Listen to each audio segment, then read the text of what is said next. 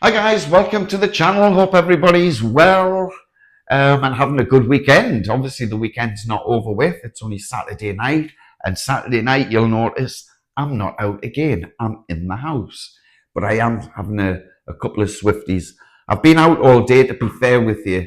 I went to see an aunt, give her a hand with some shopping and that, delivering and receiving gifts for Christmas for the family.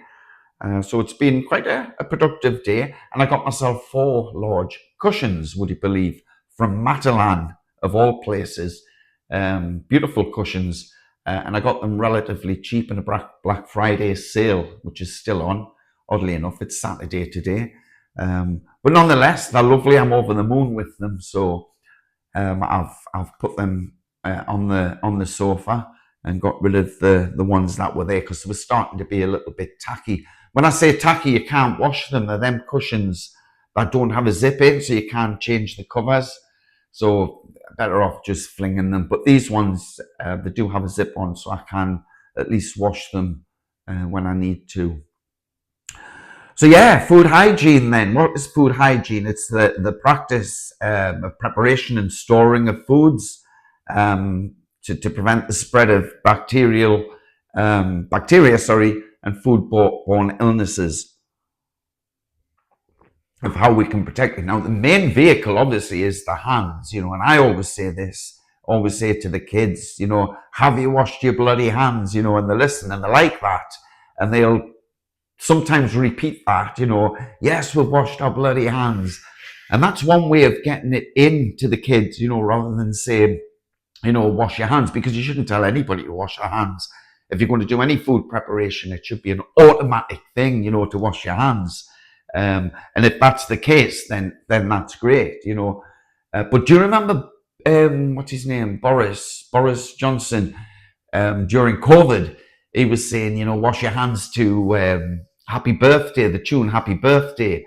And by the time you come to the end of it, then it's okay to stop washing your hands. Then you've washed them significantly enough to remove any bacteria. And I thought that was really good. Now, we all did say, oh, this is bumbling Boris, but there was method in his madness there. And I think it was, although he didn't say, it was aimed at primarily children, to wash their hands and make sure that the hands were very, very clean. They should be doing that anyway, but it's more so when you're preparing foods.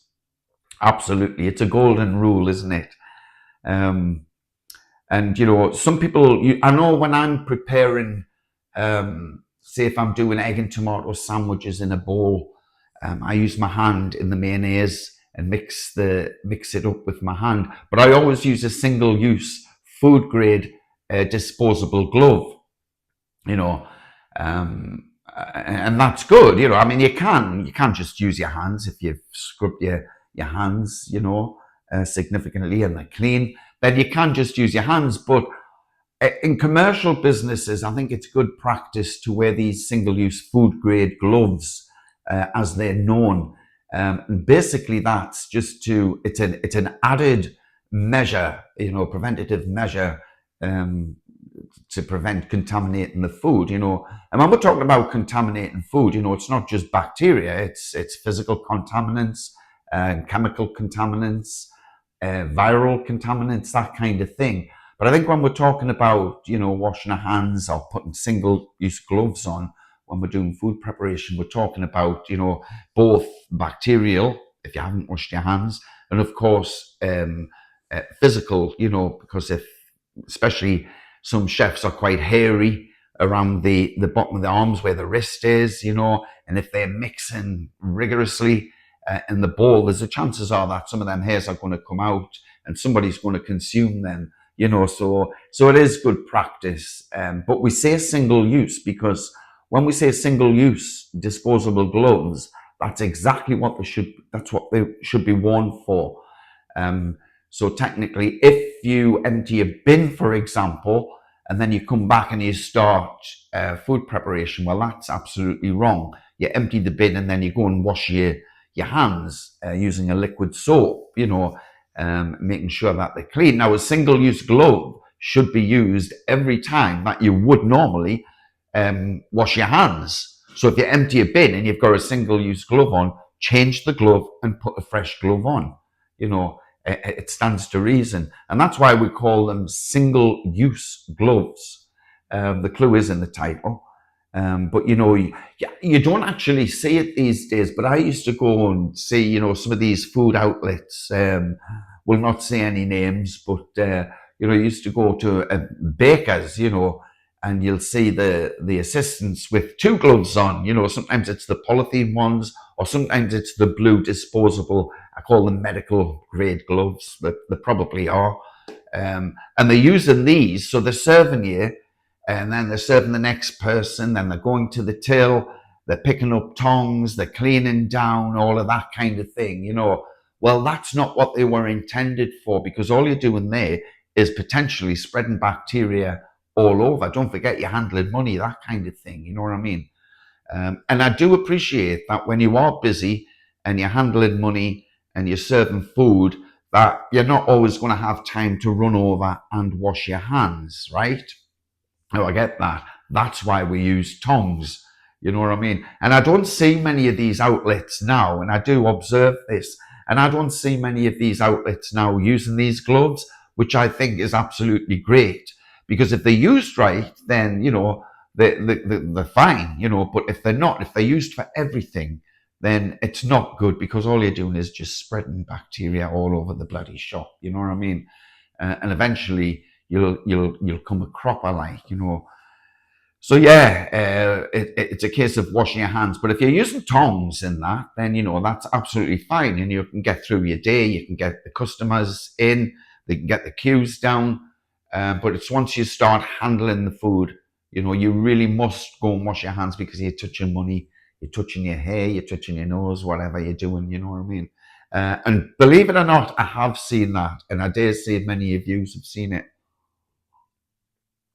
But in the home environment, and many people say to me, it's different in the home. You don't have to be as strict. Well, of course you've got to be as strict. You've got to wash your hands regardless. You go to the toilet, you touch your nose, you touch your hair, and you're preparing food for your family, for your friends. Now, in the commercial business, you can be fined up to £20,000 if it's known that you, as an individual food handler, have caused food poisoning, or given somebody food poisoning, or 5 years in jail. Now, it's not the organisation, although the organisation will generally be scrutinised. The individual can actually be prosecuted. Now, I've never heard of this in a civil case, as a family member, for example, suing somebody for giving them food poisoning, basically because they probably don't know that it's come from that source. You know what I mean? Because it hasn't really been investigated. Now, thinking if you've been out in a restaurant, for example, and you develop food poisoning, then you're going to go to the local council and you're going to complain, and then they'll do an investigation and hopefully get to the bottom of it, which invariably they do. But in a home environment, if you want to poison one of your friends, for example, the chances of them raising a civil case against you is probably very, very slim. Although, they could actually do that, and that could be investigated. But I've never heard of it before, But why go down that route, when we can just simply prepare our food, in a safe manner. What else? We talk about, these basic food safety courses. We've got no excuse not to do them. I don't know if you've heard of Better Food, Better Business. This is the Food Standards Agency, and we can all get them online. They do free courses. They do free courses for companies, commercial companies, that kind of thing. But you can also do one yourself. No reason why not have do the safety course with your kids, really.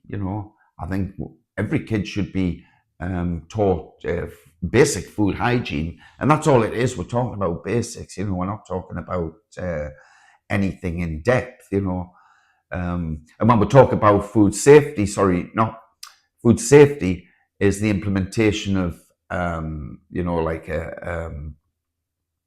temperature control, that kind of thing, used by dates, maintenance of kitchens and all of that, but it's more for a commercial business than it is at home.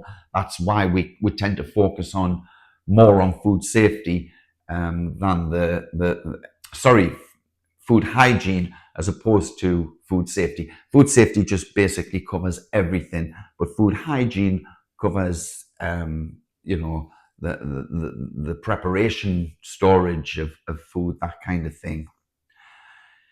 What else? I should have wrote some bullet points down, but I'm not. I'm just kind of ad-libbing here. What else should we talk about? We'll talk about the best before and use by dates. Now, there's been a lot of talk about that of late, of saying that we're going to remove the best before dates from food products. Whether they do that or not, I don't know. Now, that is more related to a quality issue. Say if you got a packet of biscuits, for example, or a packet of crackers, and you're using them beyond its best before date, the chances are that they'll just be a little bit soft, and the quality of the product will not be there. You know what I mean? But, when we're talking about use by dates and we're talking about like generally high risk foods, like pork, poultry, soup, which is high in protein, that kind of thing, then, if it's got a use by date on, then you must use it by that date. Or the chances are that somebody's going to get a foodborne illness from that. They may not, they may just get lucky, but European standards, and we are still running to the European standards in this country. Even though we've left Brexit, we're still running to these procedures. So it's very important that, we uphold these procedures, certainly in a commercial business. But even the stuff we get, we often smell the milk to see if it's off, that kind of thing, But no, if it's out of date, get rid of it straight away. And it's illegal to sell product as well that's beyond its use by date. They shouldn't really sell things that's beyond its best before. Again, it's just a quality issue, but if they're selling it at full price, then, I think they are breaking the law. I think they can bring the price down, but I think to avoid that, they just take it all off the shelves. That I've seen anyway. And what else can we talk about? I was going to talk about. Oh yes, that's what I was going to talk about. If you ever go out in a restaurant for a meal or anything, you'll see the the Food Standards Agency stickers. Are generally on the door or the restaurant window, and that will give you an indication from 1 to 5 where they're sitting. Number 5 is very good, obviously. Number 4 is good. Number 3, we're starting to get like, should we really be eating in here? You know what I mean? But understanding what the actual scores mean. Now, the scores don't necessarily mean that actually the food hygiene practices are poor. They may well have a team that's, running the kitchen very hygienically, albeit if the food safety, if there's some of the documentation missing or something like that, or if there's something wrong with the kitchen, no hot water, which is illegal, and they shouldn't be operating. And that's generally where you'll find where you get the drop-in scores. And just because it's 5, mind, I must say, just because it's 5 doesn't say that it's going to be a 5 on the day that you walk in that restaurant and have your meal. Oh no. That's the score is given by the environmental health officer from the council when they go on the premises and they check. So they are only checking on that day. If there are any actions, invariably they'll come back and they'll just make sure that the actions are closed out. But that inspection on the day will determine what scores that they give at the end of the audit. When they've been back to the office and they've typed it up and they'll send it back to you and they'll say, you've been successful and you've got five stars on the door, scores on the door, which is really good, and then kind of relax. Well, no, you can never relax in food safety, food hygiene. You must always be alert to that, you know what I mean? And just because you've had a visit from the old environmental health officer doesn't say that, you know, we can rest on our laurels, shall we say, you know, I mean, you've got to keep at it, and you've got to watch each other as well. You know, if you've got a brigade of four chefs in the kitchen, then it is up to the head chef to make sure their eyes are all over that kitchen and watching what people are doing. Are people washing their hands? You know, is the hand wash sink dry? Is the liquid soap? All of this kind of thing. You know what I mean? And even at home, you know, if somebody's preparing my food, I'll make sure that they've washed their hands. Absolutely. Otherwise, I will say something and say, you know, do you not think you should be doing this? Don't just accept it, you know, because I'll tell you, when it goes wrong really badly, and it can really upset somebody's stomach. And, you know, elderly, vulnerable people and really young babies, you know, can actually die with food poisoning. So it's very, very, very important that we cover everything, you know, when we're preparing our foods. And that's it. Now, cleaning, well, I was going to talk about two-stage cleaning. Again, you do that in commercial businesses, but really two-stage cleaning in the home is not a bad idea either. And it's good practice to do a two-stage cleaning. Now, the first stage is just, you know, if you've been using flour, you know, so you're going to get your cloth and clean up the flour. Then you're going to spray with an antibacterial spray. And a lot of these sprays have got a contact time, and it'll tell you on the spray it's got a contact time, say 5 minutes. Now, all that means is that when you spray, rather than take it straight off with paper hand towel, preferably, leave it on for about 5 minutes. If it tells you to leave it on for 5 minutes, leave it on because it is working into it. And then just give it a good clean down, you know. But yeah, use a detergent. I mean, you can get detergents with antibacterial agent in. I think the number is EN 1276 for commercial businesses, but you can get it for the home as well, incidentally. You know, we generally use Fairy Liquid to wash the dishes at home, which is fine. You know, if you're only catering for a few people, you know, and you're straight in, you've got hot water, and you're using Fairy Liquid, then that's absolutely fine. But a commercial business, really, they need to be using, because they're using so much kit, so much equipment, they should really be using a detergent covered by EU 1276. That's the number. Yeah. Happy days. What else should we talk about? Wait till I have a Swifty and think about it.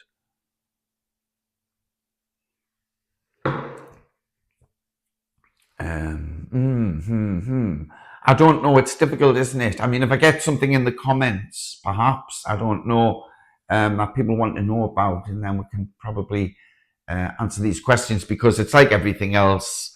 Food hygiene, food safety, you can go on and on and on talking about, you know, different bacterias and that, you know.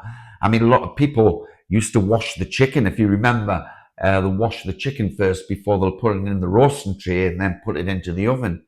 But, you know, washing a chicken or any poultry or meat is a big no-no, you know, because if you're washing that meat, the splashes of Campylobacter and poultry, salmonella is going all over the walls. Do you know what I mean? And you can't see it. That's where this little thing comes in handy. Now, these are not 100% fail-safe. You see this ultraviolet light, but what I'll do is I'll turn the lights off and we'll have a little demonstration. Now, I've not washed my hands since I came in, and I've been on 2 metros getting here. I've been to the shops. I've handled a bottle of wine that's never been cleaned. My glasses have been cleaned, of course.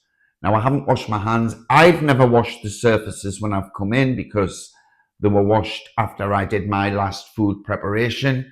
Now, if I was doing food preparation before the video, I'll have sprayed with antibacterial spray before I start the job, and of course wash my hands as well.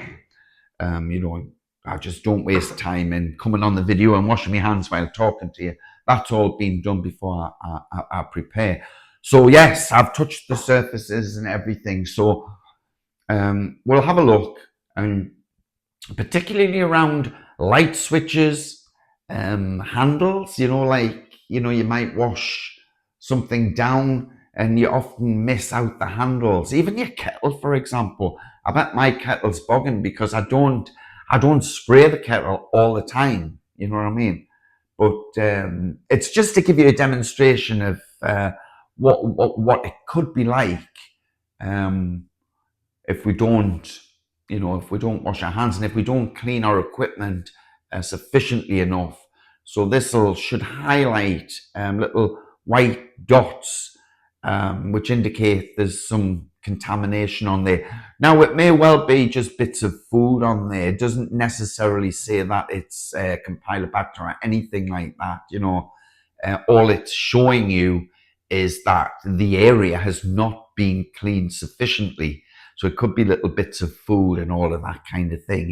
Even your hands. I'll do one on my hands. I'll show you what it's like and see what condition my hands is in.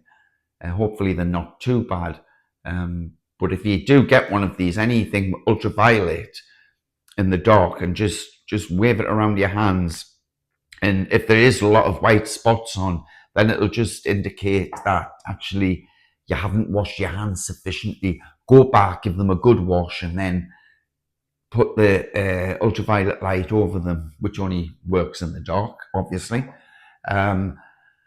And that'll show you where you need to clean. Now, there will be surfaces in here, because I've never done this for a while. Again, it's not a commercial premises. It is only at home. But, I'm stressing to you the importance of cleaning. My surfaces, I'm pretty confident that they're going to be okay. Handles on equipment, maybe it's not. But it also picks up dust as well. So if there's any dust on the equipment, then it'll pick that up. And it doesn't necessarily say that it's bacteria. It's just highlighting the dust. You've been in a club, no doubt, where you've got a black jacket on and you've been under the strobe lights and you see all the I nearly said dandruff, but it could be anything on your jacket, on your black jacket. It's the same kind of thing. You know what I mean? But yeah, you can just remove the dust. But if it's food spillage that's been on equipment or light switches, God knows how long it's been on there. And that's when you get the problems, the things that we don't clean sufficiently as we should. Primarily equipment that is being used in food preparation. Really, really important. So that's been it. Good God, this is like 23-minute video. I didn't think it would be this, but we can cover a multitude of things. We can actually go through all of the different types of foodborne illnesses we can get, from mussels, seafood, to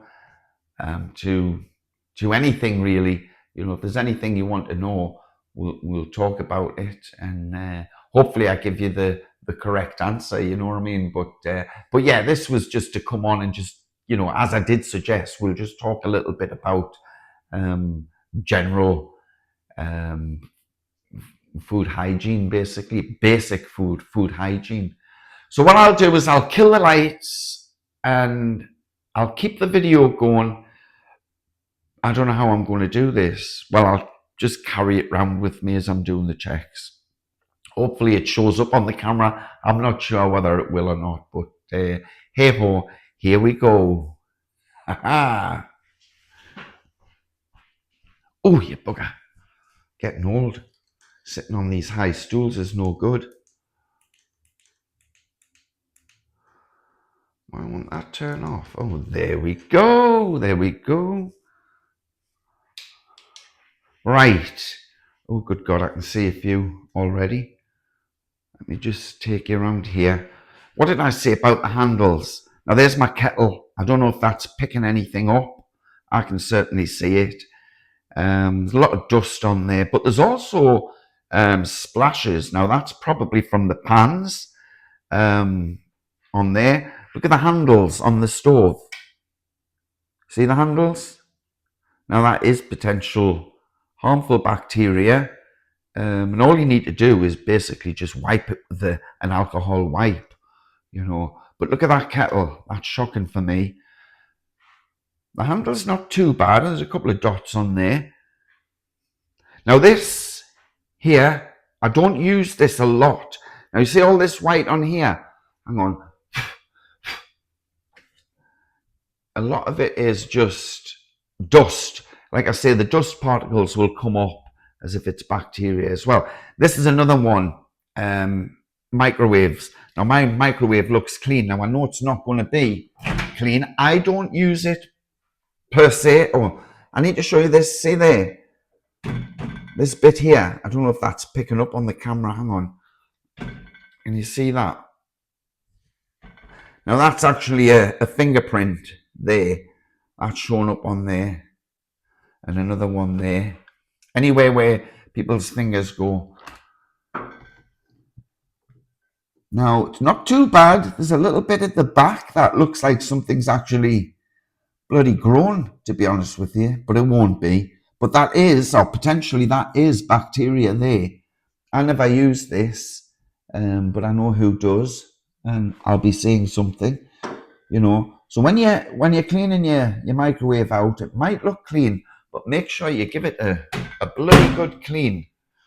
What else? There's the work surfaces. Now I knew on these work surfaces it shouldn't be too bad. Now what's that? There's something been lying on there, and I believe it was a plate. You can just see where the plate's be in the bottom of the plate. So before I do any food preparation, that needs to be cleaned. And see there's a splash there of something. Oh, my windowsill's very, very clean. Ah, a little bit on the window there. Another bit there. Oh yeah, see? Now that could be just steam or anything like that, you know. But again, you know, it could potentially, look at that. Look at that. Don't know if you can pick that up. Now that's my weighing scales. You know what I mean? Sink. Very important. Sink, the handles. Not too bad. This is a black sink. But it'll still show up on a white sink as well. Little bits there, not too bad. Not too bad at all. The cloth, I use microfiber. This one's not too bad, microfiber cloth, but you must change your cloths every so often. Now look at the air fryer. Look at that. Again, it could be just fluff. I always go around it with alcohol wipes, to be honest with you. The white on the doors, not too bad. The television's something that often get missed. You can just see little bits there, but nothing to write home about. The walls are absolutely spotless because that's something I do keep up on. Computer screens, oh my God, look at this. You know, it's something I don't clean all the time, but really you should. And my fruit bowl, just having a look under there, inside the fruit, on the fruit. Now I don't wash the fruit until I'm going to eat it. Now look at them bloody bananas there. God knows what that is on there, you know, but we're not eating the skin. But yeah, I mean, look at the orange. It's even got it on the oranges. And it just gives you an indication, you know, I'm not suggesting this is all bacteria, you know, it may not be. Might just be some other contaminated foods, but that looks like it has been contaminated. You can see the oranges there. Salt cellar, not too bad at all. Light switches, not bad. Light switches, not bad at all. So you get the gist, guys. Let me just put this back up. Are we there? Oh, my eyes have gone funny. There we go. Yeah, so that just really just playing about with it, But if you do that with your children, if you get and these are, I mean, this one's I got this from the Food Standards Agency, but you can get them in most shops, ultraviolet. And I didn't show you my hands, but they're going to be dirty anyway. But no, if you get one of these, you can use the kids to have a look around as well. You know what I mean? Oh, mom, you haven't cleaned the handle on this, or dad, I should say as well. You haven't cleaned the handle on this. Your pan handle's dirty. You know what I mean? That kind of thing. And get them involved. Um, but again, you're going to find that. To be honest with you. Um, but the important thing is for me is basically to clean them. Just get them clean. You know what I mean? Preferably before you start preparation. Now again, my mixing bowl, I always make sure that that's clean before I start. The surfaces, most definitely, I always give them a spray and I'll leave them for 5 minutes and then I clean it. So I know the food that I'm preparing is quite safe, and I do make sure that I wash my hands. And it seems like I'm laboring on something, but it's very, very important, and I think it's something that we do miss on a lot of YouTube channels when we're doing, a lot of these cooking channels. We kind of miss the food hygiene side of it, for whatever reason. I don't know, because we really should be instilling it in the kids. But listen, that's 31 minutes of shite I've garbled, basically. If anyone wants to challenge me on it, please do comment. If you like the video, please subscribe if you haven't already done so. And again, ask your friends. And ding the bell, because that will give you an indication of when the videos have been uploaded. So that's it, guys, basically. Unless there's anything in particular you want me to cover, any protocols, kitchen etiquette. I like to think I'm very good at kitchen etiquette as well, both back of house and front of house as well. Don't forget, a lot of restaurants you go and you think, wow, this restaurant's beautiful. It must have more than 5 stars. But you don't know because you've never been in the kitchen. And you don't know what your food preparation is going to be like, you know what I mean? So just always have it on the back of your mind, but do follow the scores on the doors because they are checked by environmental health officers, they generally don't miss a thing, And if it's that bad, they may well get an improvement notice, which is there'll be a set date and they must improve on that particular practice or hygiene, part of the legislation if they're not taking food temperatures, for example, that kind of thing. So they'll get an improvement notice put on them. Prohibition notice is where food poisoning or risk to customers is imminent. Then they'll just stop the business altogether and you've probably seen it on businesses outside. This business is being closed down by environmental health or trading standards, that kind of thing. And that'll indicate to you, they must have they've broke the law there, but they've saved somebody from potential harm. So that's covered that. Well, I'm going to make some scran now after I've give this kitchen a good clean. After seeing what that's bloody produced. And but get one of these. They're quite fun. Use them with the kids. Show them. Even show them their own computer screens and the tablets. I know a lot of kids use tablets, and just highlight. You're not washing your hands before you're using this tablet. That kind of thing. You know what I mean? But again, I swear by washing your hands, as should we all. But listen, I'm not going to bore you anymore, guys. I will be on sometime next week.